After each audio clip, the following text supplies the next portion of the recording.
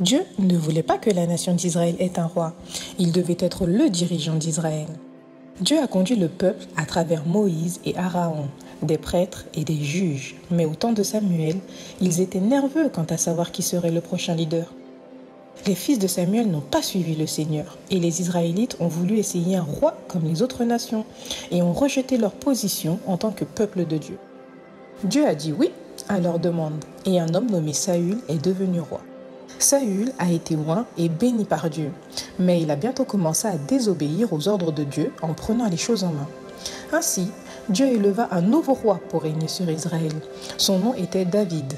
Et à travers une incroyable histoire impliquant un géant nommé Goliath, il a été choisi par Dieu comme jeune berger pour être roi.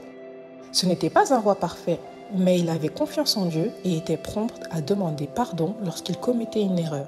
Pour cette raison, Dieu a béni le temps de David comme roi. J'ai trouvé en David un homme selon mon propre cœur, a dit Dieu. David a eu un fils nommé Salomon, qui est devenu le 3e roi d'Israël. Comme son père, Salomon a trouvé une grande faveur aux yeux de Dieu. Qui a dit à Salomon « Demande-moi quelque chose et je te le donnerai ». Salomon demanda à Dieu de la sagesse et devint connu comme le roi le plus sage de tous les temps.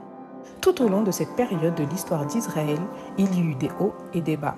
Des hauts et des bas sombres et très profonds, alors que la nation traversait des moments de chagrin, de douleur et de guerre. Souvenez-vous, Dieu n'a jamais voulu qu'ils aient un roi, et ils l'ont appris à la dure. Juger à travers le Cantique des Cantiques nous apprend combien il est important de faire confiance et d'obéir à la voix de Dieu. Même lorsque nous faisons des erreurs ou des fautes, Dieu peut utiliser chacun de nous de manière étonnante. À travers le temps, Dieu continue de parler à son peuple. Nous en apprendrons davantage sur la voix de Dieu en continuant à découvrir la plus belle histoire jamais racontée.